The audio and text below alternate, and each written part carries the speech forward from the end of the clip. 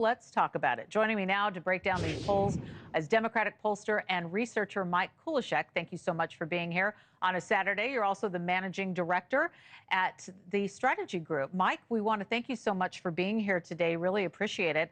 Let's take a look at those Gallup polls again for overall voter enthusiasm, because it's so interesting how it's changed. Explain to our viewers at home how these polling numbers work and just how accurate they really are.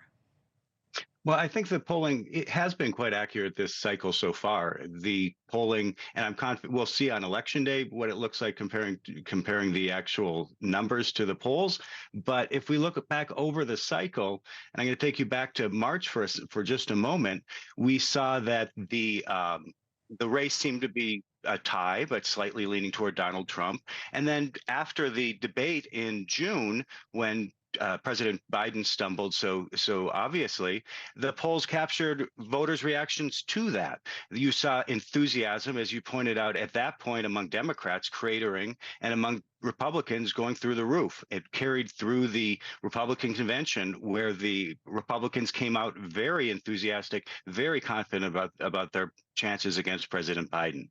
When the torch was passed to Kamala Harris, the polls captured again a surge in enthusiasm, but this time on the Democratic side.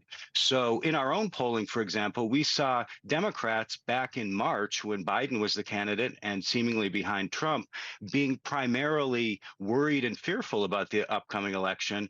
But in August, once the candidates had changed and Kamala Harris was topping the ticket, a majority of Democrats were excited and energized. Enthusiasm isn't strategy, but it certainly is something you want to have with you instead of against you. Right. Sometimes it looks like it could be hard to measure, but how do you explain how voter trends translate into how we see the polls move? Are they two different things? I think that the enthusiasm can be the air pushing up up polling numbers for one candidate, and it can be what sucks down somebody else's polls. It's one factor in how people are feeling about the race. For the candidate who has the enthusiasm at that moment, especially when it's new enthusiasm, that's an opportunity to explain to voters where you stand, what you care about, what are your values. And Kamala Harris and the Democrats have been able to do that for the past month because they've had this reservoir of goodwill, the enthusiasm, and that has translated into approximately across the polls, both nationally and in battleground states, about a 5-point bump for Kamala Harris versus Donald Trump compared to Joe Biden versus Donald Trump. So it certainly has been driving her support and helping her have the opportunity to make the case to voters that really makes the difference when people are deciding which way to vote on Election Day. Wow, I love the way you describe that, talking about the air that pushes it. And, you guys look at the poll numbers, you look at the trends. I look at the flags in my neighborhood when I'm taking a walk. And I got to tell you, I'm surprised, talking about voter enthusiasm.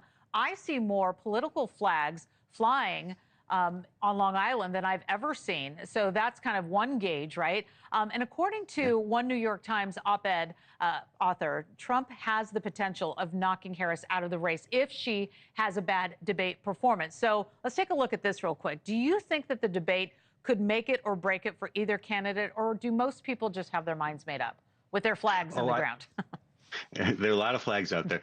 I think that the debate actually could be a make or break moment for both candidates. It is going to be, in my opinion, we're going to look back on Election Day. We're going to look back on the debate on September 10th and say, oh, that's when things changed, or that's when the enthusiasm that we're seeing in Kamala Harris's direction continued forward to Election Day.